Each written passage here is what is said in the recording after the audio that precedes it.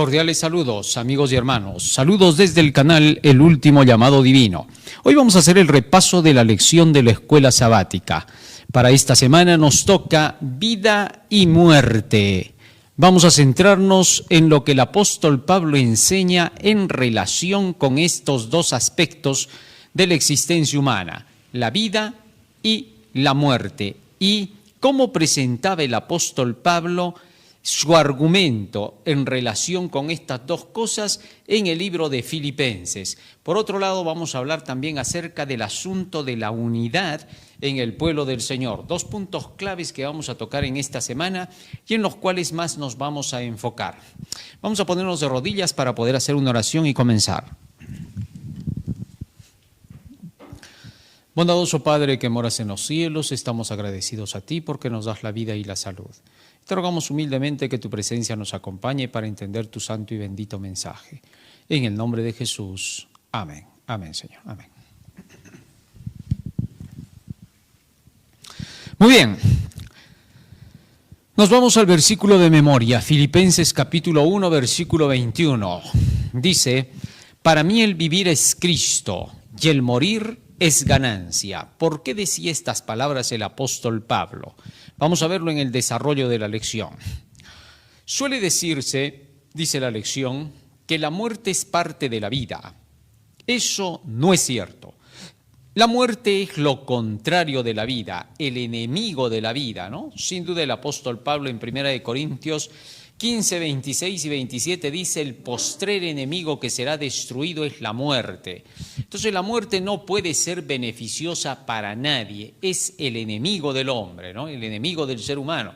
La paga del pecado, dice, es la muerte. Por tanto, entonces, ¿por qué podríamos decir que la muerte nos va a trasladar a algún lugar bueno? Eso es imposible. El enemigo no te lleva jamás a un sitio bueno, ¿no?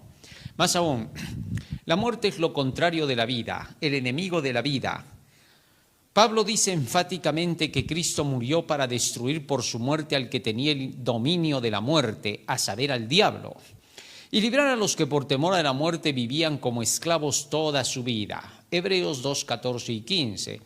Un tremendo asunto que se puede ver ahí en ese pasaje bíblico es el siguiente. Si Jesús sabía que la muerte lo iba a llevar para el cielo rápidamente, y Jesús sabía que la muerte te trasladaba al paraíso, ¿por qué Jesús se aterrorizó tanto en el huerto de Getsemaní cuando tenía que ya ir a la cruz? Y dijo, Padre, si es posible que pase de mí esta copa. ¿Qué le pasó? ¿Qué sucedió? Así que no tiene sentido cuando dicen que la muerte te lleva al cielo, ¿no? Porque si así fuera, Cristo hubiera dicho, ya me voy para el cielo unos días, ya vuelvo a regresar, ¿eh? Al contrario, se hubiera ido más contento que nunca, porque en una ocasión ya los discípulos les dijo, ¿hasta cuándo tengo que estar con ustedes, generación incrédula? Pero vemos que no, que Jesucristo se aterrorizó frente a la muerte, con cuerpo humano, así como humano que era, ¿correcto? Entonces eso significa que la muerte no es ninguna amiga, no es placentera, no es bienvenida, al contrario, siempre la odiamos, no la necesitamos, no es parte de nosotros. Muchos dicen que la muerte es parte de la vida, como decía la lección, falso, la muerte no tiene nada que ver con el ser humano. El ser humano aborrece la muerte, es más, si busca a Cristo es porque no se quiere morir. Así de sencillo, es todo lo contrario, ¿no? No tiene nada que ver con el asunto de que tú te vas al paraíso ni nada de esas cosas. Hebreos capítulo 2, versículo 15. Fíjate lo que dice allí las Santas Escrituras. Hebreos 2:15. Mira lo que dice acá. Y librar a todos los que por el temor de la muerte estaban durante toda la vida sujetos a servidumbre. ¿Cómo dice? Librar a los que por el temor de la muerte, dice. Así que la muerte no es ningún amigo. Así que si en algún momento decimos que, por ejemplo, el apóstol Pablo ya quería morirse porque le parecía más bonito porque se iba a ir con Cristo, algo debe de estarse malentendiendo ahí. Porque el mismo apóstol Pablo constantemente está dando consejos, ¿no? En los cuales está diciendo que la muerte es un enemigo, que hay que librarnos de la muerte, que la muerte de Cristo nos libró a nosotros de la potestad de la muerte. Entonces, algo no cuadra y tenemos que entender por eso bien los pasajes bíblicos. Buena parte de ese impacto tiene que ver con que fomentemos la unidad de la fe, nos dice la lección, ¿no? Es decir, al entender la situación de las doctrinas bíblicas y de las enseñanzas del apóstol Pablo en relación con esto. Como veremos a principios de esta semana, este tema fue una de las razones clave por las que Pablo escribió a los Filipenses, domingo 11 de enero. Cristo será magnificado. Lee Filipenses 1, 19 y 20, nos dice la lección. ¿Cuál parece ser la expectativa de Pablo en cuanto al resultado de su juicio? ¿Qué considera incluso más importante que ser absuelto? Leemos Filipenses capítulo 1, verso 19 y 20. Filipenses capítulo 1, verso 19 y 20. Porque sé que por vuestra oración y la suministración del Espíritu de Jesucristo, esto resultará en mi liberación, conforme a mi anhelo y esperanza de que en nada seré avergonzado. Antes bien, con toda confianza como siempre, ahora también será magnificado Cristo en mi cuerpo, o por vida o por muerte. Bueno, ¿por qué decía esto el apóstol Pablo? Primero porque estaba preso, y en ese tiempo pues nunca era seguro cuando ya te apresaban. Lo más seguro es que podrían asesinarte, ¿no? Ejecutarte, llamémosle así. Entonces el apóstol Pablo estaba diciendo, gracias a las oraciones de ustedes sé que el Señor me va a libertar, pero de cualquier forma Cristo es exaltado, ya sea por mi muerte o porque viva. ¿Por qué? Bueno, porque ya sea que viva o que muera, igualito va a redundar en el beneficio de la proclamación del Evangelio. Nótese bien en esto algo especial. Para el apóstol Pablo lo único importante en esta vida era la proclamación del Evangelio. No tenía otra cosa en mente, él no estaba buscando riquezas, placeres ni nada, ¿no? Hay algunos que han llegado a decir, bueno, es que hay personas que ya de por sí, de nacimiento, pues ya les gustan estas cosas y son dedicados para lo espiritual. Mentira de las mentiras de las más mentirosas. Eso no es verdad. La persona toma una dedicación para las cosas de Dios no por cuestiones de nacimiento ni genética. Hay que entender bien los pasajes bíblicos, porque algunos dicen, no, pero Pablo decía que fue separado desde el vientre de su madre. Bueno, pero también decía que todos hemos sido separados desde el vientre de nuestras madres para ser participantes del pueblo de Dios. Así que entonces, no se diga que hay personas especiales que ya nacen especialmente para poder ser las predicadoras, las que lleven el evangelio y lo terminen. No, señor. Esta es una elección de uno mismo, una aceptación de lo que Dios declara. Él invita, venid a mí. Él llama, ¿quién quiere ir? Y nosotros respondemos como Isaías, heme aquí, envíame a mí. Esa es una respuesta nuestra.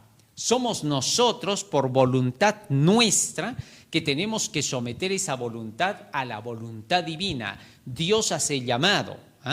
Y cuando Dios hace llamado, los que escuchan su voz, esos son a quienes Él utiliza. He aquí estoy a la puerta y llamo, dice. Si alguno oye mi voz y abre la puerta, entraré a Él, cenaré con Él y Él conmigo. Es decir, le voy a dar a conocer mi palabra. ¿Para qué? Para que la comunique a los demás. Así que entiéndase bien eso. Ese es el ministerio. Muy bien. Ahora Pablo dice, sé que seré libertado, que mi confianza en el Señor no será en vano, porque ustedes están orando por mí. Les decía a los hermanos, la preocupación de Pablo estaba más basada ahora en la necesidad de la iglesia. Aunque Pablo no era un delincuente, no era la primera vez que lo encarcelaban, y tampoco era ajeno a la persecución. En su carta a los Corintios detalló sus sufrimientos hasta ese momento, en azotes sin número, en cárceles más, en peligro de muerte muchas veces. De los judíos 5 veces recibí 40 azotes menos 1. Esta era una forma de decir un tremendo castigo, ¿no? Sigue diciendo más.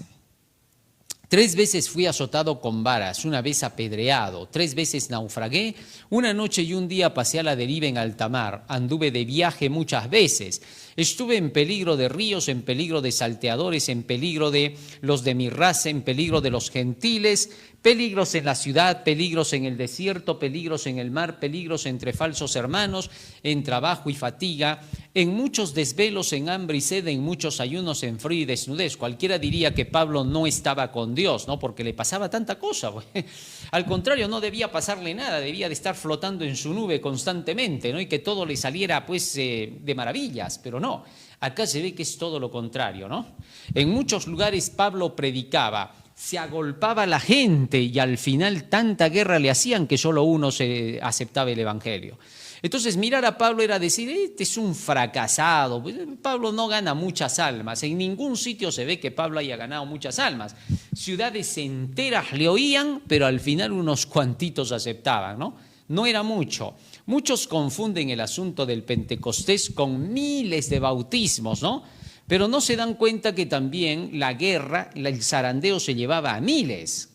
No, nunca hay que olvidar eso. Ellos, todos los que aceptaron el evangelio en el principio, en el primer siglo, no todos los que aceptaron permanecieron firmes hasta el fin. Una buena cantidad lo hizo, pero otra gran cantidad no lo hizo. Así que tenemos que recordar esas cosas, mantener siempre el equilibrio, ¿no? Jesús consiguió 12 discípulos, después 70 más, ¿ah? Sin embargo, 70 se fueron, 71 con Judas y le quedaron 11. Eso parece olvidarse muchas veces, ¿no? Entonces mantengamos siempre el equilibrio. El equilibrio es característica del cristianismo, el desequilibrio es característica del satanismo. Muy bien, ¿qué más? No obstante, aclara inmediatamente que esos sufrimientos no eran para él lo más importante en su mente. ¿Por qué? Porque él ya sabía que era parte de la guerra, ¿no? Cuando tú vas a la guerra ya sabes que puedes recibir un balazo, puedes recibir un golpe, te vas a pelear con el contrincante, pero vas a venir con heridas, ¿no? Tus heridas son lo que te hacen héroe, ¿no? Al final se reconoce porque todo eso es lo que prueba que estuviste en un gran combate y que enfrentaste, ¿no? Con agallas. Así también sucedía con Pablo. Él sabía que todo esto de la persecución y el resultado de la persecución, sus sufrimientos, eran la prueba evidente de que estaba con Cristo. Muy bien. Paradójicamente, cuanto más se parecen las acciones de una persona a las de Jesús, menos es amada o apreciada por algunos. Todos los que quieren vivir piadosamente en Cristo Jesús, dice la lección, serán perseguidos. Bueno, esto es paradójico en realidad, ¿no? ¿Cómo puede ser posible que aquellos que más buscan hacer la voluntad del Señor, tratar de imitar a Cristo, llevando el Evangelio, haciendo la obra, sean los más aborrecidos y los más odiados, ¿no? Y sin embargo siempre son los más atacados, se dice, de todo contra ellos. Pero de aquellos que ni siquiera hacen la obra, que ni siquiera quieren cumplir la misión, no hacen la labor, ellos sí quieren pasar de angelitos santos e inmaculados, ¿no? Y quieren reclamarle al otro, o sea, al que lo ven trabajando, quemándose las pestañas, le quieren reclamar hasta lo último. Quieren que sea perfecto, que sea un ejemplo, todavía dicen una luz, ¿no? Y ellos que tanto exigen eso, quiere decir que ellos también están a la misma altura. No pueden decir que no. ¿Cómo tú te darías cuenta del mal del otro si no tienes el mismo conocimiento? Porque si no tienes el mismo nivel, no tienes derecho pues a reclamar. ¿Ah? Imagínate, si tú dices así, no, es que yo le reclamo al otro porque se supone que él pues conoce, él sabe, él enseña, ¿no? Bueno, pero si tú no sabes como él, entonces tampoco pues tienes derecho a reclamarle. Tendrías que estar calladito, sin decir nada. Pero no, pues por eso dice que es paradójico, ¿no? Es algo bestial pensar en una idea como esa de cómo el ser humano llega hasta tal punto de inconsistencia equilibrada que llega a mirar las cosas al revés y todavía se atreve a hablar contra las potestades superiores, ¿no? Como dice Judas, contumaces, rebeldes que no respetan a los superiores en autoridad, ¿ah? Esto es increíble y no está hablando de los superiores en pastorado ni administración, ¿no? Porque esos muchas veces son más corruptos, ¿no? Pocos de ellos buscan hacer la voluntad de Dios, pero se está refiriendo a aquellos que llevan el evangelio. Fíjate, aparentemente Caifás y Anás eran superiores a Jesús porque tenían el cargo más alto dentro del Sanedrín. Sin embargo, ante los ojos de Dios, porque Jesucristo llevaba la verdad pura, la perfecta verdad, Él estaba en lo claro, Él era el maestro superior. ¿Te das cuenta? Así que entonces hay que ver de acuerdo con la vista de Dios, porque si vas a juzgar de acuerdo con la vista humana, hasta el corrupto dirigente te va a decir, momentito, acá tú me tienes que respetar aunque haya corrupción, porque acá dice, tienes que respetar a las autoridades superiores, ¿no? Bueno, pero no vemos eso en Pablo, ¿no? En Hechos capítulo 23 le dijo a Ananías, al sumo sacerdote, ¿no? Hipócrita, pared blanqueada, Dios te va a golpear a ti. Y le dijeron, has insultado al príncipe del pueblo. Ay, hermanos, no sabía que era el príncipe. ¿Cómo no va a saber si está vestido con su atuendo de sumo sacerdote? ¿Ah? Lo que pasa es que Pablo desconocía a este individuo como que fuese un juez determinante, porque simplemente estaba comportándose contrario a lo que él estaba puesto para hacer. ¿Cómo va a mandar golpear a alguien de quien no se ha demostrado su culpabilidad? No tiene sentido, ¿no? Así que entonces aquí Pablo lo desconoció por eso. Por eso, cuando leas la Biblia, por favor, léela de tapa a tapa. Uno de los peores errores de la gente es leer un trocito acá, otro trocito allá y decir, no, este caso no es el mismo, aquel caso tampoco no es el mismo, son casos distintos, y trata de separarlo todo, desparramándolo. Eso le pasa por no estudiar toda la Biblia. La Biblia es un todo compacto y cuando dice A en Génesis, la A sigue siendo la misma en el Nuevo Testamento.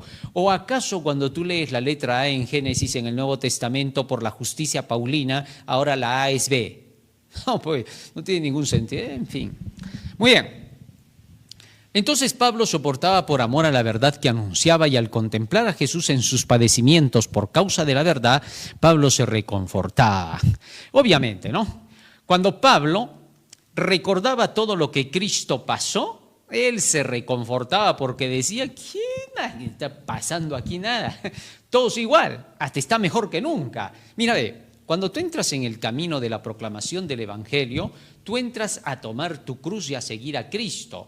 Y cuanto más te pesa la cruz, más alegre estás. Cuando la cruz te pesa menos, estás desesperado porque dices, pero ¿por qué no pasa igual que con Jesús? ¿Por qué no pasa igual que con los apóstoles? Jesús dijo, ay de vosotros cuando hablen los hombres bien de vosotros, porque así hicieron sus padres con los falsos profetas. Entonces el cristiano debe preocuparse cuando no hay persecución. Alguien preguntaba y decía, ¿no? ¿Por qué tanto te atacan? Decían, ¿no?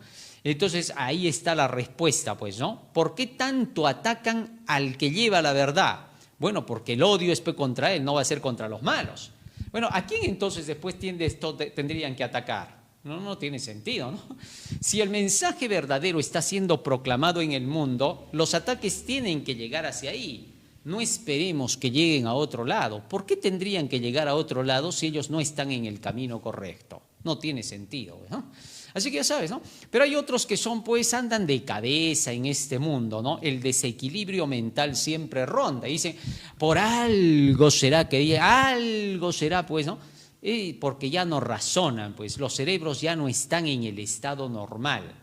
Necesitan ayuda pronta, hay que sacarles ese mal espíritu que está morando ahí adentro, ¿no? Pero eso es lo que pasa en el mundo, ¿no? Por esa razón es que se desconoce la verdad. Pero los opositores declaraban que Pablo, porque era terco y rebelde, soportaba por su sedición. Esto es increíble, ¿no? O sea, en lugar de reconocer que Pablo estaba soportando por amor a la verdad, decían, no, este soporta por terco. ¿Ven? Así es el diablo, bueno, él nunca va a reconocer que la verdad es verdad porque él es el de la mentira, ¿no? Más aún, lo mismo hicieron con Jesús. Como tenían el poder en sus manos, los dirigentes se unían con las autoridades y llevaban falsos informes contra Jesús, y estos entonces le hacían cerrar las puertas y no los oían. Mira, Jesús pudo lograr mucho más, ¿no? A vista humana, Jesús cometió el tremendo fracaso, ¿no? ¿Por qué? Porque parecía que Jesús no había ganado mucha gente. Imagínate que queden 120 de tantos millones de judíos que habían en el tiempo de Jesús. Es un fracaso, pues aparente, ¿no? Aparente, pero no, porque más adelante comenzaron a verse más frutos, ¿no es cierto? Entonces, en el actual momento, parecía ser decadente, no parecía nada más. El mismo espíritu de profecía dice, Dios escondió los frutos de las labores a Jesús para que no vaya a ser que se exaltara. Así que si el Hijo de Dios tenía que pasar por ese proceso, imagínate los fieles hasta el final del tiempo, ¿no? Solo cuando Cristo venga se va a ver las multitudes que aceptaron el Evangelio porque fue proclamado sin temor, ¿no? Solo en ese momento. Los que quieren ver ahora frutos, iglesias repletas, bautismos por todo lado y estadios llenos, están perdiendo su tiempo. Esa gente solo reclama. Mira, un día una persona decía así, ¿no? Dice que cuando se llenan estadios, se bautiza harta gente, eso es prueba de que es el evangelio verdadero. Y entonces yo le pregunté a esa persona, ¿estás seguro de lo que estás diciendo? Le dije yo. Sí, me dice, ¿cuántos estadios has llenado? Le dije yo. No, bueno, no estamos hablando de mí, pues estoy hablando de quién, le dije, porque todos predicamos, tú predicas, yo predico, todos predicamos, cada miembro de la iglesia predica. Entonces, ¿qué pasó con tu caso? No, pero el pastor, no, ¿para qué me señales al otro? Porque ni siquiera ese otro bautiza miles, ni siquiera te vas a engañar. Lo único que hace es decidirlos. Eso no es haberlos evangelizado, ¿no? Había un pastor que andaba diciendo por ahí, yo bautizo miles de personas y eso prueba que yo tengo la verdad por los frutos. Mira cuántos frutos llevo. He bautizado a 500, he bautizado a 200, a 1000. Y entonces vino la pregunta y se le dijo al hombre, ¿no? Muy bien, pero ¿a quién has bautizado? ¿No son los interesados de los hermanos? Porque tú no les has predicado a ninguno, Lo único que estás viniendo es a tocar un temita para decidirlos y así con eso mandarlos al tanque. Eso es todo. Pero tú no has predicado, ¿por qué mientes? Así que no digas que evangelizar es llevar a miles. Tú no has llevado a miles. Los hermanos son los que se matan todos los días yendo a tocar las puertas, yendo a dar estudios bíblicos y tú de fácil te vienes para acá, haces un par de temas de tu semana, bautizas así a la gente y he bautizado. Tú no has bautizado. Mentiroso, engañador y estafador de almas. Cuidado, eso siempre pasa, ¿no? Por eso Pablo dijo, yo no he venido a bautizar, sino a predicar el evangelio. 1 Corintios 1:17. Para que quede claro, ¿no? Eso es para aquellos que buscan competenciar. Pablo les está poniendo en su lugar. Lo mismo hicieron con Jesús. Los dirigentes llevaban falsos informes y muchos ya no lo oían. La vida pura y santa de Jesús poco les importaba. No era santidad lo que le faltaba a Jesús. Era perfecto, en obediencia a los mandamientos de su Padre, Juan 15:10. Lo que le faltaba a Jesús era ser sumiso a las autoridades del Sanedrín o Satanás, que es lo mismo, que al oponerse al escrito está que presentaba Jesús mostraban que estaban poseídos por Satanás. Eran hijos de la serpiente, les dijo Cristo. Son términos fuertes de Jesús. ¿Por qué les decía eso? Sencillo. Porque estos se oponían a lo que Jesucristo predicaba y presentaba. A pesar de que Jesús tenía el carácter más puro de la tierra, del cual tú no podías sacarle ventaja, estos inventaban ventajas, ¿no? Y sí, la gente les creía, porque le decían a la gente, pero ¿te das cuenta? Este hombre, este sujeto, junto con sus discípulos, ni siquiera se lavan las manos antes de comer el pan. Y la ley dice que hay que lavarse 7 veces las manos. Bueno, la ley no dice eso decían las tradiciones de ellos, pero ellos hacían creer que así era. Entonces Jesús era un transgresor pero acérrimo de las leyes pues judías. Sí, Jesús era un transgresor quebrantador completo de las leyes judías. Pero Jesucristo era un obediente perfecto de las leyes de su Padre. Qué distinto, ¿no? Fíjate. Sin embargo, aún así a Jesucristo le sacaron pecados y le dijeron al ciego de nacimiento, tú da gloria a Dios, este hombre es pecador. Así es pues esta gente, pero cuando tú los veías a ellos y los medías con la ley, no le llegaban ni a los talones a la ley. Así son estos individuos. Los peores, los inmorales, viciosos, mentirosos, ladrones, comediesmos, esos son los primeros que hablan. Lo digo entre comillas, ¿no? Para que no malentiendan. Esos son los primeros que se oponen a la proclamación del Evangelio y todavía se hacen los santurrones porque dicen, nosotros somos los ordenados, aquellos son los que están fuera del orden. Es increíble, ¿no? Como que alguien les va a creer, ¿no? Simple y llanamente les pueden creer y seguir los que son iguales, pero los que son fieles a Dios nunca lo harán, porque saben discernir, porque tienen el Espíritu Santo, el espíritu de discernimiento, ¿no? Es una gran ventaja que tienen los hijos de Dios. Muy bien. Eran hijos de la serpiente, les dijo Jesús. Jesús sabía que esto no los liberaba. Al inicio de su ministerio, Satanás ordenó a Jesús a postrarse ante él en la tercera tentación. Y ahora utilizaba a los dirigentes pervertidos e inmundos para que se les postrara. O sea, lo que él no logró, quería hacerlo hacer por medio de estos que se dedicaban al pecado, al Sanedrín, a estos dirigentes malvados, ¿no? Y cuando no lo hacían ante estos servidores de las tinieblas, querían someterlo por la fuerza y entonces lo difamaban y calumniaban. Tremendos eran estos. No querían perder nada y lo perdieron todo. Pero al oír ya Jesús, ellos a Jesús ya habían sido con eso evangelizados, aunque se opusieran. Y por eso Jesús les dijo: esta es la condenación, que la luz llegó a los hombres y prefirieron las tinieblas antes que la luz, San Juan 3:19. Es decir, ya cuando ellos habían escuchado a Jesús, aunque lo contradijeran, sea lo que sea, ya lo oyeron, ya estaban predicados. Eso es todo lo que Jesús quería. Él vino a traer la luz y los que la rechazaban quedaban en las tinieblas. Ahora Pablo pasaba por lo mismo y sabía que donde lo rechazaran la luz habría sido rechazada y preferían las tinieblas. Misión cumplida en esos lugares, y seguía avanzando. Por eso su odio era más acérrimo contra él de parte de sus enemigos. Pero igual terminó la obra y venció. Dijo: he peleado la buena batalla, he acabado la carrera, he guardado la fe. Por lo demás me está guardada la corona de justicia, la cual me dará el Señor en aquel día, ¿no? Bueno, acá Pablo está reconociendo de que recién su premio va a ser en el día final.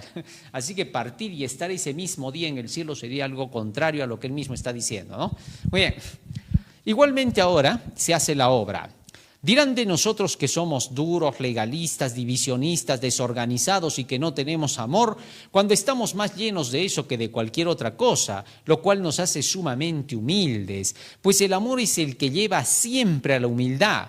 Casi siempre los subversivos contra la verdad acusarán al pueblo, yo creo que está sub y baja, contra la verdad acusarán al pueblo de Dios de ser poco amorable y buscar cualquier defecto en su carácter para atacarlo, como lo hacían con Pablo, ¿no?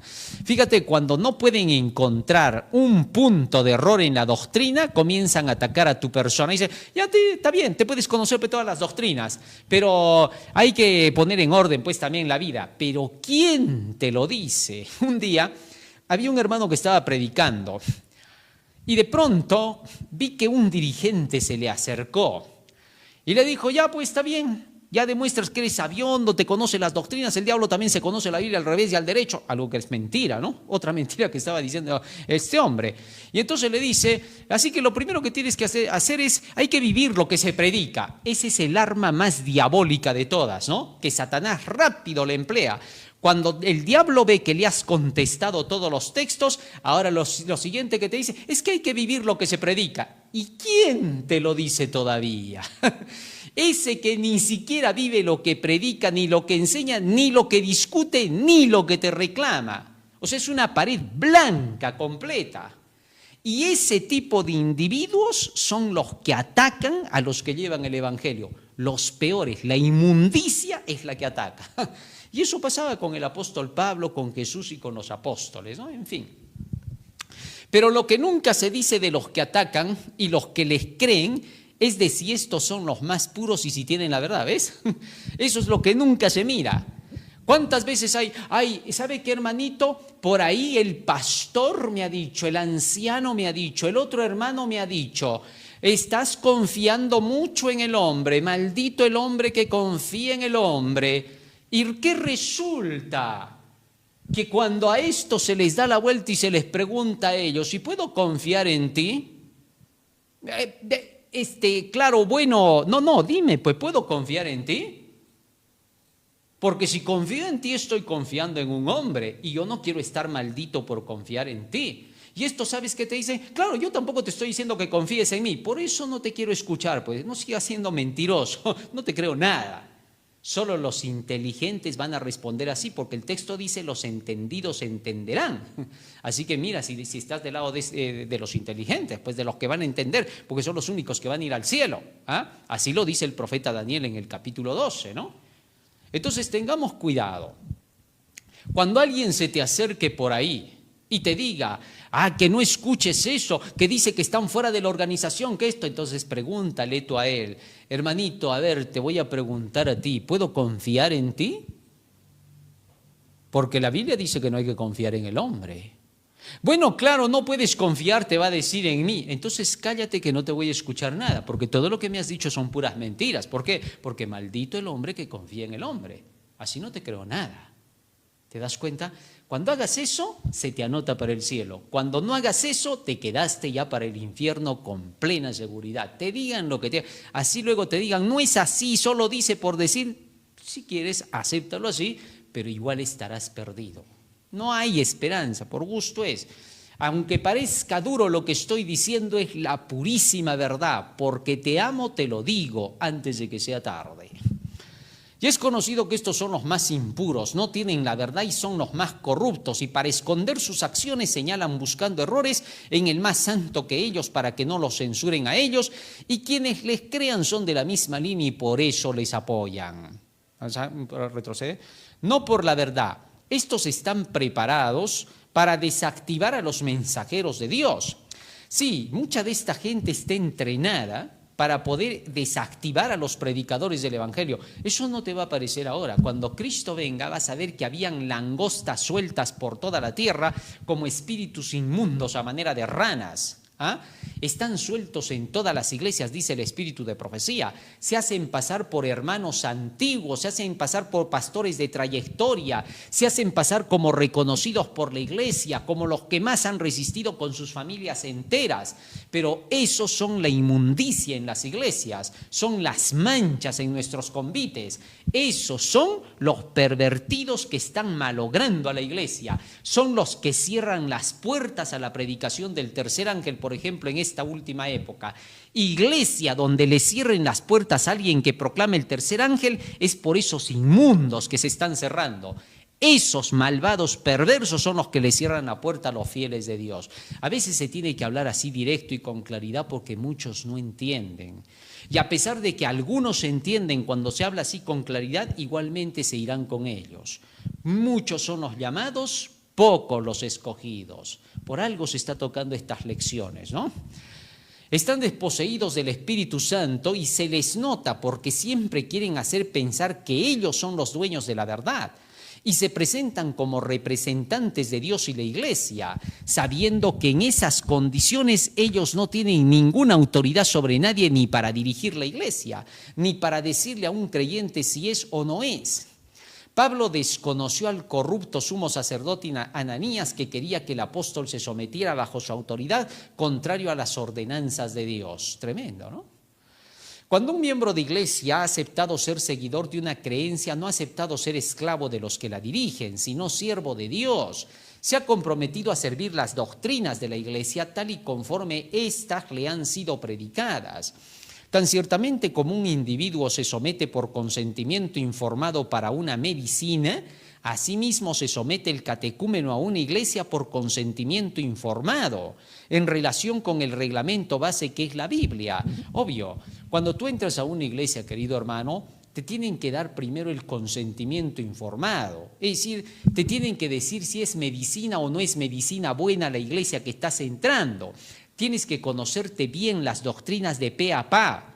Tú no puedes decir, no, yo me bautizo porque yo amo a Jesús y punto. No, tienes que recibir toda la sana doctrina para recién después de eso ser aceptado como miembro. Muy bien, ¿qué más dice? Retrocedamos un poco. No existe un Dios que somete a nadie por la fuerza y contra su voluntad. No existe ningún Espíritu Santo que te lleve a hacer las cosas contra tu voluntad ni sin informarte. Él convencerá de pecado, dice el texto, es decir, te tiene que convencer primero. Convencer es por medio de la enseñanza. Muchos dicen, no, ¿sabes qué? El Espíritu Santo es el que me mueve a hacer las buenas obras. Yo ya no necesito ley, no necesito tener que obedecer nada. El Espíritu me lleva hacia eso. Pero eso es falso, porque el Espíritu Santo nunca jamás te va a llevar a hacer algo contra tu voluntad. Así tú le digas, Señor, cámbiame, mira, te pongo mi voluntad a tus pies, no lo va a hacer, porque tú tienes que tener consentimiento informado.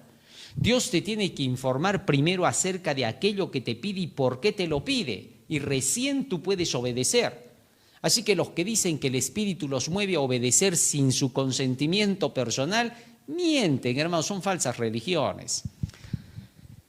Convencer es por medio de la enseñanza. El pecado está relacionado solo con la ley y nada más. Por tanto, entonces te tiene que mostrar la ley y el Espíritu Santo. Si el Espíritu Santo te viene sin la ley, no es Espíritu Santo, es un espíritu oscuro, de abajo, no tiene nada que ver con Dios. El Espíritu trabaja en armonía con la ley. Pondré mi Espíritu en sus corazones para que anden en mis mandamientos, guarden mis preceptos y los pongan por obra. Ezequiel 36:27. Así que ten cuidado con esa mentira de que el Espíritu Santo te va a venir sin leyes. No, mentira. El Espíritu Santo te va a llevar siempre a la ley. Pero ahora te dicen que recibes el Espíritu y Él te someterá, como que este fuese una posesión satánica. La humildad de Pablo no significaba que no presentaba su defensa ante todos, aunque estos astutamente cuando se defendía Pablo querían hacer pensar que era rebelde y sedicioso. Hechos 24, 4-6. Esto es sorprendente, ¿no? Muchos quieren que Pablo no se hubiera defendido, y al igual que estos del Sanedrín y los judíos que eran judaizantes, que odiaban la verdad, terminaban haciendo creer que cuando Pablo se defendía era un rebelde. Ellos lo presionaban y apretaban hasta el máximo, y Pablo solo se defendía. La reacción de una persona no es condenada nunca. Si una persona te insulta y la otra le contesta otro insulto, ante las leyes humanas, el que contestó no es culpado porque solo reaccionó. ¿Cuánto más pues en las cosas espirituales, no? A Pablo lo presionaban y él se defendía con los textos para mostrar que ellos eran los equivocados. Y entonces cuando Pablo presentaba los textos, ¿veis? Decían terco, ¿veis? No se deje enseñar. No, lo que pasa es que él no quiere aprender, él quiere contradecirnos, decían de Pablo, cuando ellos eran los que estaban haciendo eso. Ellos pensaban que lo sabían todo. ¿Sabes? En esta tierra, querido hermano, nadie sabe nada. ¿Me entiendes? Nadie.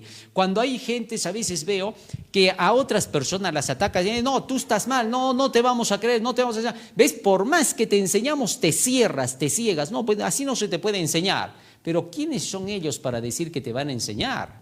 ¿Ah? Ellos no te pueden decir nunca que te van a enseñar. Ese es un error. Quien te enseña es la palabra, y el que te muestra la palabra está dejando que la Biblia te enseñe. Te está guiando simplemente ¿para qué? Para que tú veas que el que manda y ordena es Dios a través de su palabra. Pero estos se creen dueños de la verdad. No muestran un texto y cuando tú les muestras texto dicen que tú eres el terco. Así le decían a Pablo. Para que te des cuenta. La humildad de Pablo, entonces, no quería decir que no buscaba su defensa. Para hacer que la gente no le creyera, lo hacían pasar como sedicioso, ¿no? Ellos sabían, mira, los sediciosos y subversivos son los primeros que te van a atacar con esas palabras. ¿Por qué? Porque eso sale de su boca, porque ellos saben que así son. ¿De dónde les saldría esa palabra? A ver, dime tú, ¿de dónde les vendría a la cabeza decir subversivo a los que proclaman el Evangelio? Eso es porque ellos son sicarios espirituales. Entonces estos individuos por eso atacan de acuerdo con sus palabras, ¿no? Así es como se les conoce, por eso lo atacaban hacia Pablo, ¿no? Hechos 24, 4-6, para hacer que la gente no le creyera. Ellos habían aprendido artes psicológicas para hacer que el creyente reaccionara para luego acusarlo. Pero los fieles se daban cuenta de quién era quién, y por eso la persecución, vamos avanzando, y por eso la persecución se levantaba contra todos ellos. Así fácil, ¿no? Pablo sabía bien que la evangelización se trataba de anunciar la verdad de la palabra de Dios y no de lo que se hablara de él en favor o en contra. La predicación del Evangelio, querido hermano, es la predicación del Evangelio. ¿Ah? La predicación del Evangelio no es de tu persona, sí, porque hay algunos que empiezan con doctrinas y luego se fijan en tu persona para querer descartar la doctrina. Eso hacían con Jesús. Mira, vea, a pesar de que Jesús se comportaba más que un ángel, porque es el Hijo de Dios, en santidad y pureza, Aún así tenían mucho que hablar contra Jesús porque violaba todas las reglas rabínicas. Toditas las pisoteaba. O sea, en tiempos de Jesús, Jesús era un pecador, pero escandaloso, descarado y acérrimo. Porque tú lo veías todos los días. Cuando salía por las calles pisoteaba todas las reglas que habían sido impuestas por la organización, y que no tenían nada que ver con las Escrituras. Entonces Jesús era pues un tremendo pecador y tenían mucho para hablar contra él. Y cuando ya no podían atacarlo por el lado del escrito está, atacaban su persona. Cobardes, porque el cobarde nada más hace eso. Jamás aquel que está con la verdad hace eso. No se va al ataque de la persona, no lo expulga, no lo persigue, no hace la tarea de espía ególatra, satánico y diabólico. Al contrario, busca defender la verdad con la verdad. Fíjate, por más que se diga de un pastor, de un predicador, de un evangelista, de un hermano laico, que digan lo que quieran, lo que interesa es lo que enseña. Si lo que enseña armoniza con las Escrituras, me lleva a la vida eterna. Si ese hermanito incluso se llega a perder al final, lo que interesa es que me hizo llegar la verdad y me va a llevar a vida eterna. ¿Comprendes eso o no? Mira, para hacértelo más fácil como para un niño, si mi profesor de matemática me enseña bien las matemáticas y él es lo que quiera que sea, poco me interesa con tal que me haga pasar de año. ¿Me entendiste? Eso es inteligencia. En cambio, los que no tienen inteligencia buscarán cualquier pretexto. Y muchas veces, ¿sabes qué dicen estos? Ay, pero la Biblia dice que tienes que ser buen ejemplo. Así es, ¿eres buen ejemplo? No, bueno, te lo estoy diciendo a ti. ¿Por qué? ¿Tú quién eres? ¿Eres mi Dios? ¿Eres mi juez? ¿Qué cosa eres tú? No tiene ningún sentido. Te tratan de buscar. Esos son astutos. Tratan de hacerte pisar el palito. ¿Cuántas veces he escuchado a ese tipo de individuos, ¿no? Que tratan de arrinconar a la otra persona y después de que la ven anunciando la verdad, tratan de buscarle hasta el mínimo detalle, y terminan diciéndole, sí, pero también a la vez que se conoce la vida también hay que ser buenos ejemplos. ¿Y quién te lo dice? Un hipócrita todavía. Ese que ni ejemplo tiene y que en su casa todos lo conocen como el peor. Pero ese te viene a decir a ti, sí, pero hay que ser buen ejemplo, siempre el ejemplo. Pablo dice, es ejemplo en doctrina. ¿Quién te lo dice? Los más corruptos de todos. Así que ten cuidado, esa gente es inmunda. Lo que interesa acá es la verdad, es la palabra. Otra cosa no interesa, todo lo demás es pura basura, dice el apóstol Pablo. No lo digo yo. Bien, Pablo sabía bien que la evangelización se trataba de anunciar la verdad de la palabra de Dios y no de lo que se hablara de él en favor o en contra. Así que sea lo que sea, el evangelio ya les llegó a estos que lo perseguían y por eso serán juzgados en el día postrero. San Juan 12, 46 al 48. Así que Pablo seguía anunciando la verdad y atendiendo a las iglesias. Por eso Pablo, aunque fuese llevado a concilios y tribunales por causa de lo que enseñaba, se alegraba, porque veía oportunidades de que todos lo oigan. Él sabía que los perseguidores eran malos y no los perseguidos, obvio, ¿no? Nunca el perseguido es el malo, pues, ¿no? Y que si su obra aún no había, estamos hablando de la palabra de Dios, terminado, igual Dios seguiría protegiéndolo. Pero si su obra hubiera terminado, entonces pasaría cualquier cosa con él. Para mí el vivir es Cristo y el morir es ganancia, por eso decía. Ahora entendemos por qué lo decía. Fácil, ¿no? Por eso hay que ver siempre el contexto. Así que Pablo estaba diciendo, si yo vivo, qué lindo, ¿por qué? Porque vivo solo pensando en Cristo, es decir, en la palabra, el evangelio. Pensar en Cristo, vivir para Cristo es vivir para la palabra. Otra forma no hay de vivir para Cristo. Hay gente que dice, no, aparte de la Biblia, mi relación con Jesús, no, eso es satanismo, hermano. No caigas en ese engaño, eso es trampa. Tu relación con Dios es con la palabra, como Pablo. Para mí el vivir es Cristo y el morir es ganancia. ¿Por qué? Porque estoy siguiendo el ejemplo de Cristo, yendo a ser sacrificado juntamente con Él. Por eso Pablo decía, ojalá yo ya pudiera ser sacrificado con Cristo, pero todavía tengo que quedarme porque tengo que hacer todavía la obra. Lunes 12 de enero, morir es ganancia. Todos, especialmente los creyentes, somos partícipes del gran conflicto, dice la lección. Lee 2 de Corintios 10, 3 al 6. ¿De qué se trata la guerra espiritual que libramos y cuáles son nuestras armas? Vamos a leer lo que dice allí. 2 de Corintios 10, 3 al 6. 2 de Corintios 10, 3 al 6. Pues aunque andamos en la carne, no militamos según la carne. 4. Porque las armas de nuestra milicia no son carnales, sino poderosas en Dios para la destrucción de fortalezas, derribando argumentos y toda altivez que se levanta contra el conocimiento de Dios y llevando cautivo todo pensamiento a la obediencia a Cristo, y estando prontos para castigar toda desobediencia cuando vuestra obediencia sea perfecta. Las armas espirituales, dice la lección, más letales son las ideas, sean buenas o malas. Satanás utiliza la crítica, la traición, la vergüenza, el miedo, la presión grupal y una serie de instrumentos similares que los cristianos nunca debemos emplear. En cambio, debemos usar la palabra de Dios a través del Espíritu. Así es como el cristiano se defiende, ¿no? Con los escritos. Mientras los impíos atacan con toda su inmundicia porque no tienen nada en su cabeza, porque está vacía, los cristianos se defienden con el escrito está de la palabra, presentan el escrito para cualquier situación. Los fanáticos les van a decir, no, aquí tú vienes con tu escrito está todo, así quieres arrinconarte, haces el sabiondo. No le hagas caso, es un fanático. ¿Por qué? Porque él no tiene la verdad. Al no tener el conocimiento de la verdad, ¿con qué derecho se atreve a hablar si no sabe utilizar las reglas divinas? Muy bien. Nuestra batalla es espiritual, pues estamos en una guerra de ideas y valores de las cuales depende la salvación. No es por relacionarnos con divinidades, sino por las doctrinas, como se determina la verdad. Esto es un asunto importante, hermano. No es por relacionarnos con Dios, no es, tengo una relación con Dios, con Jesús, así es el cristiano. Mentira, hermano. Eso es diabólico, satánico y falso. No creas en esa mentira. ¿Por qué? Porque aquí ese tipo de relacionismos no van a llevarte a la verdad. Mira, el de la religión X dice que se relaciona con Jesús, pero se pelea con el de la religión Y. ¿Por qué crees que pasa eso? A ver, dime. En estos días escuchaba ahí en redes sociales a varios que decían así, ¿no? Lo que interesa aquí es esto. Mira, ve, el sábado no te va a salvar. La ley no te va a salvar. Lo de la inmortalidad del alma no te va a salvar. El conocer doctrinas no te va a salvar. Así que quien te salva solo es Jesús.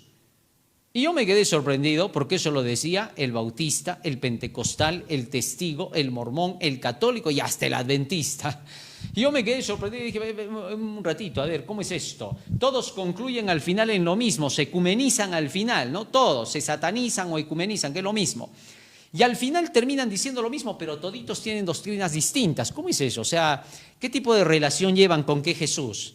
O sea, es un Jesús que al mormón le dice una cosa, al testigo otra, al adventista otra, al bautista otra, al pentecostal otra y al católico otra. Pero todos están relacionados con Jesús. Mentira, Señor. Hasta entre los demonios también dice que hay un demonio que se pone el nombre de Jesús. Así que tengamos cuidado. Ten mucho cuidado con esa mentira, ese enemigo, ese amigo imaginario, ¿no? A los niños, los espiritistas, tienes un amigo imaginario, con él conversas, todo el día lo tienes en tu mente. Esa personita que conversa en tu cabeza es tu amigo imaginario, pero ese es Satanás. Así que ten cuidado con ese amigo imaginario dentro del pueblo del Señor. No creemos en amigos imaginarios, creemos en el amigo verdadero, amigo que nunca falla, Jesucristo a través de su palabra. Fuera de su palabra solo hay demonios, con su palabra solo está Él. Porque Él fue claro en San Juan 14, 23, que todos aquellos que le aman reciben su palabra y Dios y Él vienen a hacer morada con Él. Así que sigamos mejor la Escritura. Lo más certero y seguro es seguir la palabra, no lo que te cuenta por ahí. Sí, porque hay personas que dicen, está bien, pero mi pastor a mí me ha dicho que también así es la relación. Pues muéstramelo en la Biblia, ¿dónde dice? No, pero por ahí dice que está, pero ¿dónde tú lo has leído? O sea, ¿tú le crees a tu pastor sin ver en la Biblia? Eso no tiene ningún sentido. Estás equivocado. La Biblia no enseña en ninguna parte que tú le tengas que creer al pastor sin que te muestre el escrito. En esta iglesia vivimos del escrito, de la palabra, vivimos de toda palabra que sale de la boca de Dios. Imagínate que Cristo le hubiera creído a Anás y a Caifás en lo que decían sin que les muestre la palabra.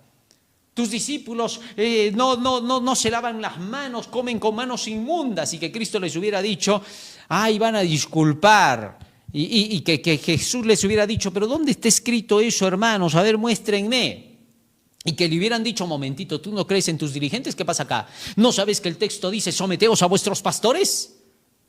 Y Jesús hubiera dicho, ay, ya me someto entonces a ustedes. Entonces ya no hubiera habido cruz, pues. Que hubiera habido hipocresía. Ten cuidado, Jesús no era así. Jesús era valiente. No tenía nada que ver con los sanedrines. Muy bien. Por lo tanto, deberemos estar preparados con ideas y principios correctos, con textos para derrotar las falsas ideas y valores que solo encontramos en el estudio profundo de las Escrituras, pues Cristo obtuvo así la victoria y su victoria también es nuestra al seguir su ejemplo. Pablo estuvo dispuesto a derribar todos los argumentos, toda altivez que se levanta contra el conocimiento de Dios y llevando cautivo todo pensamiento a la obediencia a Cristo. Como cristianos no debemos luchar tanto por nuestros derechos como por los mandamientos de Dios. Este acto de sumisión a la voluntad de Dios es honorable. Es interesante, ¿no? Fíjate, o sea, no defendemos nuestros derechos, defendemos los derechos de Dios, los mandamientos de Dios. Qué bonito. Vamos a la siguiente. Martes 13 de enero, tener confianza. ¿Qué quiere decir Pablo cuando afirma que ser desatado y estar con Cristo es mucho mejor? Pablo estaba confiado en Dios y sabía que por las oraciones de los hermanos sería liberado de la cárcel. Filipenses capítulo 1, versículo 23 y 24. Leemos. Filipenses 1, 23 y 24. ¿A qué se refería? Porque de ambas cosas estoy puesto en estrecho, decía Pablo, teniendo deseo de partir y estar con Cristo, lo cual es muchísimo mejor. 24. Pero quedar en la carne es más necesario por causa de vosotros. Entendamos ahora bien los pasajes bíblicos porque muchos tuercen este pasaje y piensan que Pablo está hablando de la inmortalidad del alma. Pablo no se refiere a eso. Por el contexto se puede entender lo que Pablo está diciendo, ¿no? ¿De qué estaba hablando Pablo? De que ya lo iban a asesinar, ya lo iban a matar, y por eso es que estaba hablando acerca de su muerte, ¿no? Y hablando acerca de quedarse vivo para tener que seguir predicando. En ningún momento estaba hablando de inmortalidad desde el alma, ni de que ese día se va al cielo, ni nada de eso, ¿no? Fíjate, ahorita vamos a analizar algunos puntos sobre eso, ¿no? Pablo estaba confiado en Dios y sabía que por las oraciones de los hermanos sería liberado de la cárcel. Lo más seguro es que en el estado en que estaba sería ejecutado, pero ahora estaba confiado de que sería absuelto por la ayuda de Dios. Filipenses 1:19. Esperaba confiado en el Señor para lo que sea. Versículo 20. Porque mi vida es el evangelio de Cristo, decía él. Y si muero, así es una ganancia, pues sería un testimonio en favor de la verdad, pues fue fiel hasta el final el apóstol Pablo. ¿Te das cuenta? Pablo estaba diciendo, ya si tengo que morir va a ser una gran ganancia, porque con eso voy a testificar de que fui fiel hasta el final, no me aparté de la fe. ¿Ah? Mira, porque estoy en la cárcel pues por causa de esta fe, no por otra cosa. Verso 21. Pero si vivir es para seguir combatiendo por el evangelio, entonces ahora estoy entre dos decisiones, decía Pablo. Ya no sé qué hacer. ¿Por qué? Porque si muero dando gloria a Dios, amén, sería maravilloso. Pero si ahora hay que seguir predicando, también es muy importante, es necesario. Ya no sé cuál elegir, decía Pablo. Teniendo deseo de partir y estar con Cristo. ¿Qué significa eso? Más claro, cuando vamos al original, prefiriendo morir junto con Cristo, es decir, participar del sacrificio de Cristo. Eso es lo que Pablo está diciendo. Está diciendo, yo preferiría morir de una vez que me ejecuten. ¿Por qué? Porque me van a matar por esto, por la salvación, por llevar la predicación. No me están matando porque me quieran matar, ni tampoco me estoy muriendo porque me quiero morir, sino porque me quieren matar por causa de la predicación del evangelio. O sea, voy a seguir el ejemplo de Cristo. Así que me gustaría de una vez que me ejecuten para estar junto con Cristo. Pero no dijo que se iba al cielo ese día. Tengamos cuidado. Fíjate en esto. Hay algunos que dicen, pero Jesús le dijo al buen ladrón, hoy estarás conmigo en el paraíso. Y entonces le dijo a su padre, Padre, en tus manos encomiendo mi espíritu. ¿Ves? Jesús se fue ese día para el cielo. Porque dice que encomendó su espíritu en las manos de su Padre. Sí, pero en Hechos 2, 26 al 28 dice, pero no dejarás mi alma en el infierno, ni verás que tu santo vea corrupción. ¿Cómo es por fin? ¿Se fue para el cielo o se fue al infierno? Porque algunos dicen, no, en esos días que Cristo estuvo en la tierra enterrado, se fue al infierno para poder ver y visitar a las almas que estaban allá abajo. Así, pero dijo, Padre, en tus manos encomiendo mi espíritu. ¿Cómo es? El espíritu se fue al cielo. ¿Y ahora quién estaba en el infierno? El alma estaba en el infierno. Bueno, pero Cristo le dijo a María, todavía no he subido a mi Padre. O sea, el cuerpo estaba en la tumba, el espíritu estaba en el cielo y el alma en el infierno. ¿Cómo es eso? Bueno, ¿en qué lado estuvo? Que no vas a decir, como era Dios estaba en todo lado. No, estaba como humano. ¿Ah? Esas son las inconsecuencias fanáticas de los creyentes de la inmortalidad del alma, ¿no? Y así que decir que Pablo se fue ese día está contradiciendo a las Santas Escrituras, pues no tiene sentido. Está hablando simplemente de morir junto con Cristo en sacrificio, eso es todo. Lo cual es muchísimo mejor, decía el apóstol Pablo. ¿Por qué? Porque si seguía el ejemplo de Cristo y era sacrificado con Cristo, iba a dar testimonio como Cristo. Eso era más grande. Lo más grande que se podía hacer era dar la vida por Cristo, pues, en este mundo. Es una maravilla, pues, ¿no?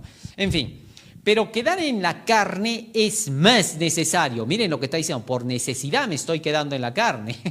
Mira, esto es clarísimo lo que dice Pablo, ¿no? Dice, ser sacrificado para la gloria de Dios sería grande, muchísimo mejor. Pero ahora por la necesidad de la predicación del Evangelio todavía me quiero quedar en la carne, porque ¿cómo acabo la obra? Él sentía la carga de la obra, quería terminar aquello para lo cual fue llamado. Él no quería fracasar. Por más que a Pablo le decían, pero Pablo, ¿tú solito vas a acabar el Evangelio? ¿Tú y tu grupito nada más? ¿Y todos los demás, toda la iglesia mundial? ¿Qué pasa, Pablo?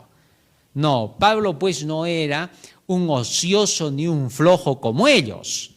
Pablo sabía su misión y tenía que acabarla y terminarla. A eso había sido llamado y él no quería fallar, quería ser apto, no un inepto. Así que por esa razón, él quiso seguir ahora por la necesidad para seguir atendiendo al pueblo, para poder cumplir la misión, porque él sabía que los que estaban a su alrededor solo hablaban, pero no hacían. Así de sencillo, ¿no? Y confiado en esto, sé que quedaré, que aún permaneceré con todos vosotros para vuestro provecho y gozo de la fe, para que abunde vuestra gloria de mí en Cristo Jesús por mi presencia otra vez entre vosotros. Pablo, de hecho, tenía una manera de pensar en relación con el estado de la muerte. Primero, él declara que creía en la esperanza de la resurrección, Hechos 24:15, y que esperaba llegar a la resurrección de los muertos, Filipenses 3:11, y que no había que entristecerse, vamos avanzando, como los demás en el mundo, porque habría una resurrección a la venida de Cristo, 1 Tesalonicenses 4:13 al 17. Y que cuando resucitaran los fieles serían transformados, 1 Corintios 15, 51 al 54. De manera que todos sus escritos hablan de una resurrección futura para cuando Cristo venga. Ahora bien, Pablo también dice creer en las Escrituras como la base para la salvación, 2 de Timoteo 3, 15 al 17, y que él no cree más de lo que está escrito, 1 Corintios 4, 6. Y en los escritos de la palabra se enseña sobre la muerte lo siguiente, que los muertos nada saben, que no tienen más paga, que su memoria puesta en olvido, su amor, su odio, envidia fenecieron ya, y que no tiene más parte debajo del sol, Eclesiastés 9, 5 y 6, y que mientras se vive se debe hacer todo lo que esté a mano, y que en el sepulcro no hay obra, ni ciencia, ni sabiduría, ni conocimiento, Eclesiastés 9, 10. Y Job declara que los que descienden al sepulcro no subirán ni volverán más a su casa, ni que los conocen los verán más, Job 7, 7 al 10. Y Jesús de hecho declaró que los que estaban en los sepulcros oirán su voz, y unos saldrán a resurrección de vida y otros a resurrección de condenación, Juan 5, 28, 29. De hecho, de los impíos se dice que no resucitan hasta que se cumplan 1000 años, Apocalipsis 25 y 7. Y Jeremías dice que cuando Jesús vino a la tierra, quedó desolada y vacía y no había hombre sobre la tierra ante la ira de Dios, Jeremías 4, 23 al 26. Y Apocalipsis 21 al 3 dice que Satanás quedó solo atado en el abismo y no habían almas allí, y que los impíos no resucitan hasta después de los 1000 años, ¿no? Interesante. ¿Cómo puede ser posible que pase los 1000 años Satanás solo en la tierra? ¿Y dónde van a estar las almitas que se supone que están en el infierno quemándose por siglos de siglos de siglos de siglos de siglos? ¿Qué pasó? O sea, ¿en el milenio descansan de quemarse? Es raro, ¿no? Esas son las inconsecuencias de los que creen en la inmortalidad del alma, ¿no? Y Satanás queda solo como un vástago, Isaías 14, 12 al 20, lo que significa que no hay almas ni espíritus divagando por la tierra y el espacio ni en el infierno. El mismo Satanás no tiene a quien tentar por 1000 años porque todos los impíos están muertos. Esto quita la idea por completo de que haya un lugar de castigo eterno. Si los impíos estuvieran vivos sin cuerpos o con cuerpos, ¿por qué? Vamos avanzando. ¿Por qué dice que Satanás está solo durante el milenio?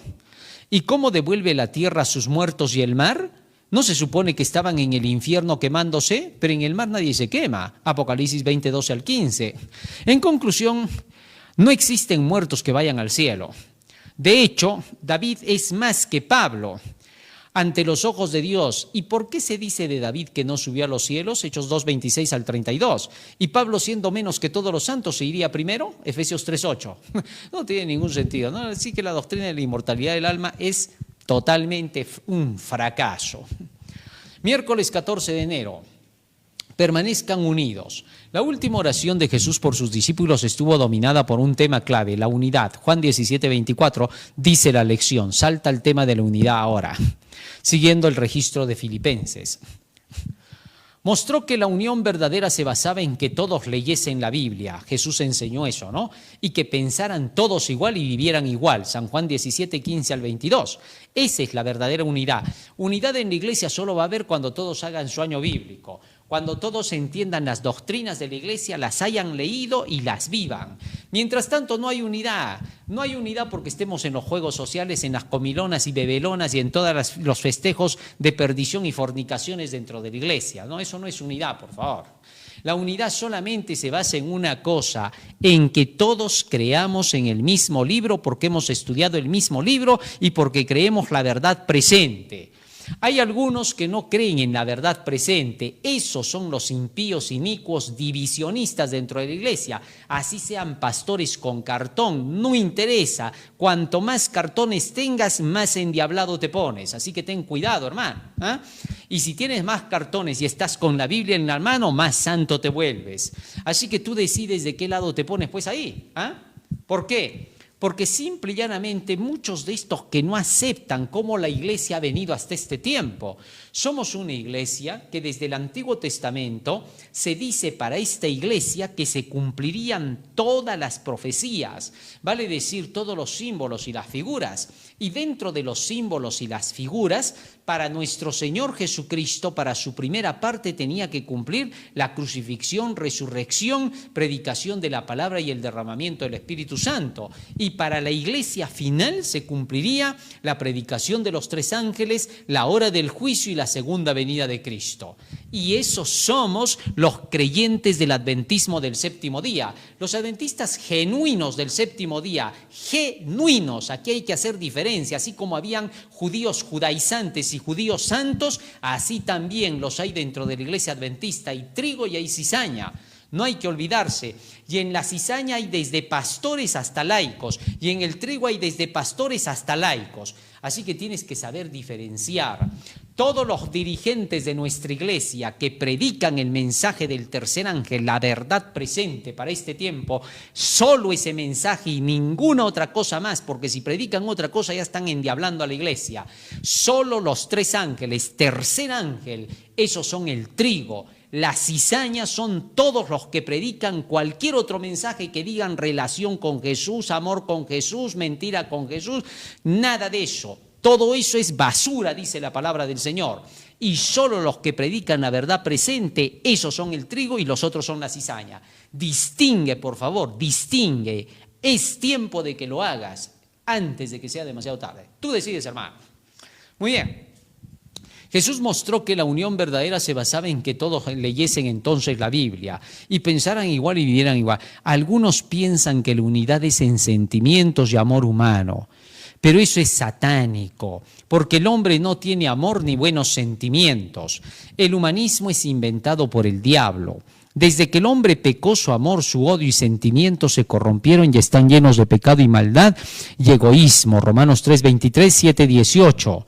Por lo tanto, no puede haber unidad bajo estas condiciones. Solo puede haber unidad por medio del Espíritu, 1 Corintios 12. Pero Jesucristo, de hecho, dijo que su palabra es espíritu y es vida, y que la carne para nada aprovecha, Juan 6:63. Entonces estamos unidos solo por la palabra. Es lo único que nos une, otra cosa no nos une. Y en el mundo entero el remanente final de todas las iglesias se unirá solo por la palabra. Otra cosa no lo unirá. Los cristianos que son relacionistas, eso ya están perdidos ya, ¿no? A menos que ahora se unan de una vez con el escrito. Así que por medio de su palabra es como nosotros estamos unidos. La iglesia primero que nada debe conocer las doctrinas que nos han hecho lo que somos.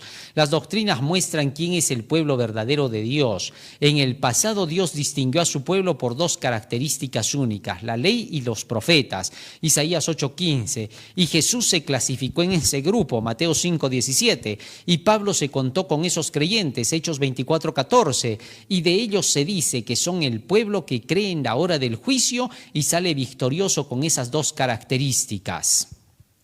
Apocalipsis 14:12, y anuncia el mensaje de los tres ángeles y termina siendo el pueblo que tiene los mandamientos de Dios y el testimonio de Jesús, Apocalipsis 12:17, y es el que espera la segunda venida de Jesús. Es un pueblo creyente del advenimiento y los llaman en el mundo los adventistas por estas creencias. A decir verdad, dentro de la iglesia adventista no todos se salvarán, solo los que son genuinos adventistas, Romanos 9:27. Los demás serán engañados por los falsos pastores que les dirán que no necesitan conocer la historia adventista para ser adventistas, haciendo de lado el espíritu de profecía de forma sutil. Los engañarán diciendo que por guardar el sábado no se salvarán, por guardar la ley no se salvarán y que solo por creer en Jesús y su gracia serán salvos, cuando todo eso es la gracia. Al final estos se darán el gran chasco de su vida porque no entrarán en el cielo. No se salvarán porque no creyeron en la palabra de Dios, sino en sus líderes. Maldito el hombre que confía en el hombre, Jeremías 17:5.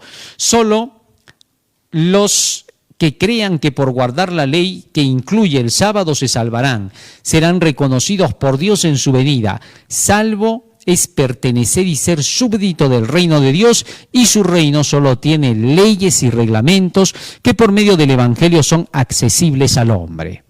La desunión en la iglesia comienza cuando ya no se estudian las doctrinas que nos hacen ser una iglesia y que por lo tanto nos conducen de lleno a la salvación. Entonces el creyente se pierde en los caminos del espiritismo, en el cual ya no se guía por la verdad de las Escrituras, sino por imaginaciones y sentimientos e impresiones, Jeremías 9:12-14. Y entonces el fanatismo toma su lugar y tiene celo, pero no conforme a ciencia, Romanos 10:2. Este fanatismo es inspirado por el demonio y estos se vuelven perseguidores de los fieles, declarando que los que están unidos con las doctrinas son exagerados, fanáticos y legalistas. Pero resulta que estos que no estudian no conocen las verdades de Jesús y no se aplican a la consagración. Es increíble, ¿no? Todo esto que se ve dentro del pueblo del Señor, incluso para estos últimos días. Así que ya sabes qué cosa es unidad y ya sabes qué cosa es división. Finalmente, la lección nos dice, jueves 15 de enero, unidos y sin temor. ¿Cómo se relaciona nuestra unidad y el hecho de combatir unánimes por la fe del Evangelio con la intrepidez? La estrategia de Satanás consiste en dividir y conquistar. La desunión es mortal. Jesús dijo, si una casa estuviera dividida contra sí misma no podría permanecer, Marcos 3:25. Nuestra unidad se nota cuando anunciamos juntos el Evangelio eterno a toda nación, tribu, lengua y pueblo, Apocalipsis 14:6, de los tres ángeles. Así de sencillo, es lo único que va a dejar notar la unidad. Increíblemente, los que están en tinieblas e ignorancia de la verdad son llamados por Satanás los fieles. Para remate, son guiados por el ocultismo y el satanismo, porque dicen que ellos llevan una relación con Jesús y confían en sus buenas obras para salvación. Sí, ellos dicen eso, ¿no? No, mi relación con Jesús me hace portar bien, confían en sus buenas obras, ¿no? Su relación con Jesús es mental, ¿no? Su amigo imaginario, eso se llama salvación por obras, satanismo. Y confían en sus buenas obras para salvación. Dicen que solo deben creer y declaran que se comportan bien porque deben hacer lo bueno por el Espíritu. Pero aún así dicen que se salvan no por eso, ya que no por eso que hacen, sino por la obra hecha por Jesús. Pero cuando ven a otros que son adúlteros y ladrones y otros actos, les dicen que son perdidos. Pero muchos de esos que están en esto y en discotecas y han llevado adelante la música satánica del rock y reggaetón y géneros sexualistas y pornografía, han sido bautizados y han recibido el Espíritu en sus iglesias, sí. Es increíble, pero todo este tipo de gente, querido hermano, que ahora son los que mueven la música rock, la música pop, todos ellos son creyentes del protestantismo evangélico, ¿eh? Y muchos de estos que supuestamente recibieron el Espíritu Santo en sus iglesias, que fueron presentados desde niños, estos son los que han sacado toda esta inmundicia que está corrompiendo al mundo entero. Y sin embargo, todos ellos dicen que ya están salvos por gracia. ¿Ah? Y todavía escucha más, mira lo que sigue diciendo acá. Luego declaran que ellos son salvos por gracia y no por obras.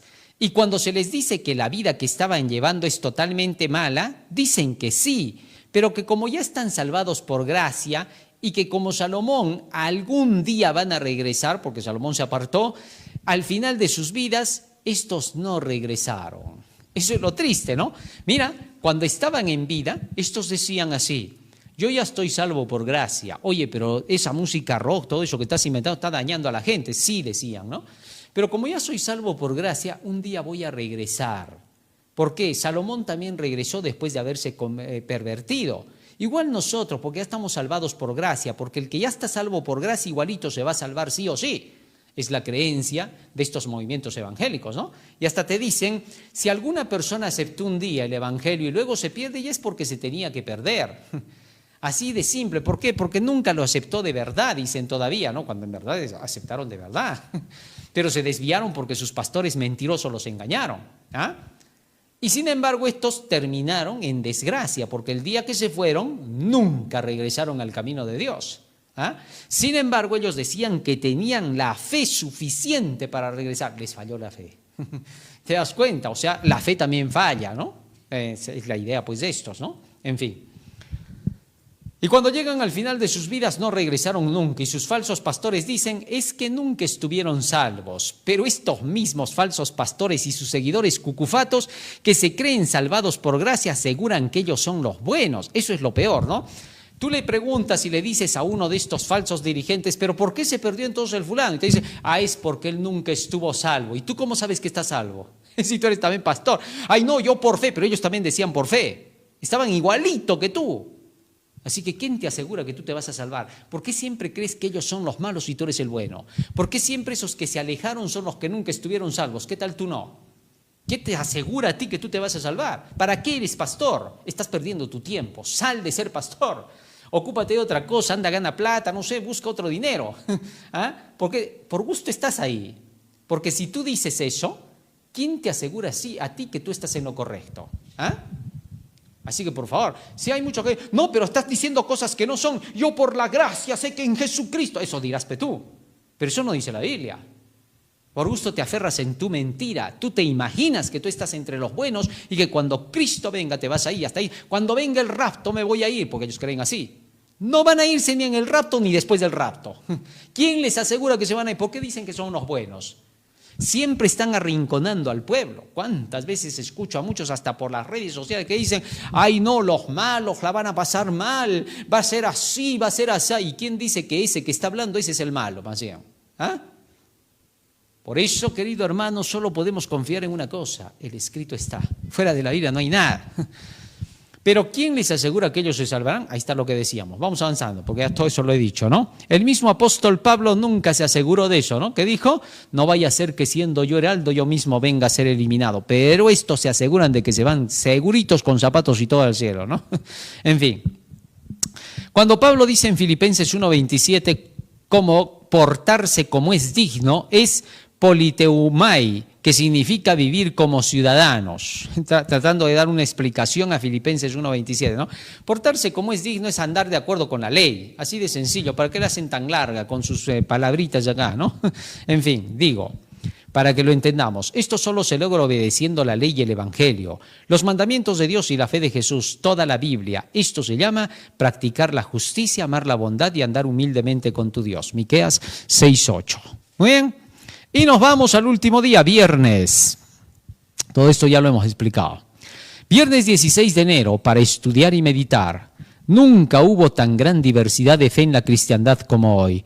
Si los dones fueron necesarios para conservar la unidad de la iglesia primitiva, ¿con cuánto mayor motivo lo son para restaurar la unidad hoy? Los dones del Espíritu, comenzando por el Evangelio. ¿Por qué? Fíjate en esto. Se habla mucho de los dones del Espíritu para la unidad, ¿no? Y los ecumenistas pues sacan provecho de estas palabras para su mentira. ¿Ah? Entonces hay que tener cuidado. Los dones del Espíritu solo le van a venir a los que tienen la verdad presente. Todos los demás dones que veas en otros lugares son del demonio. Así de sencillo. ¿Para qué te vas a engañar? Las cosas son claras. Entonces, si hablamos de dones del Espíritu, comencemos por el mensaje de los tres ángeles, ¿correcto? Solo los que tengan los mensajes de los tres ángeles, solo ellos, solo entre ellos se verán los dones verdaderos del Espíritu. Todo lo que se ve aparte es del demonio. Así sea dentro de la iglesia. Lo siento, hay que decir la verdad antes de que sea demasiado tarde. Se dice también que en el tiempo del fin los sabios se entenderán, lo dice Daniel.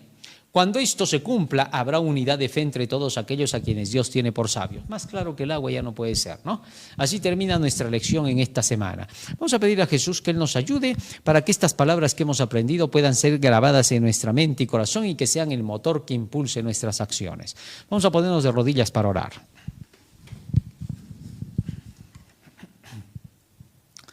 Bondadoso Padre que moras en los cielos, estamos agradecidos a ti por tus benditas palabras y maravillosas de vida eterna.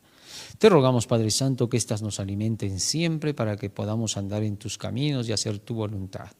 Bendice a tu pueblo, Señor, que ha escuchado tu mensaje en esta noche y que lo pueda compartir con quienes, Señor, aún no lo conocen.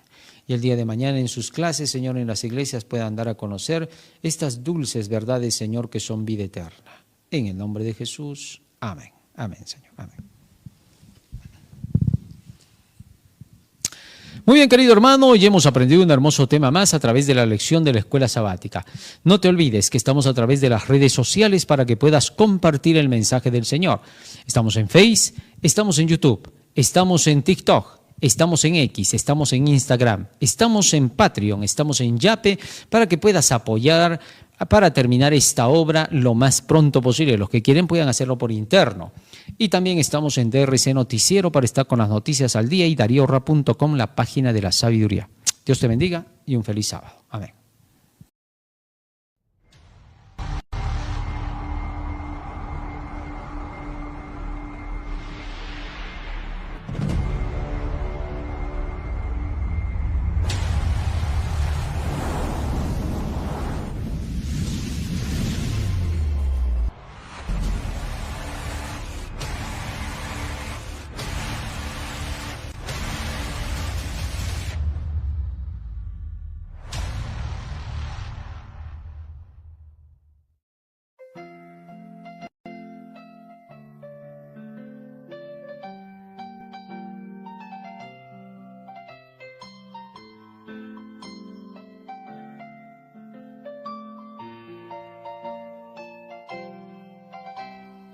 Some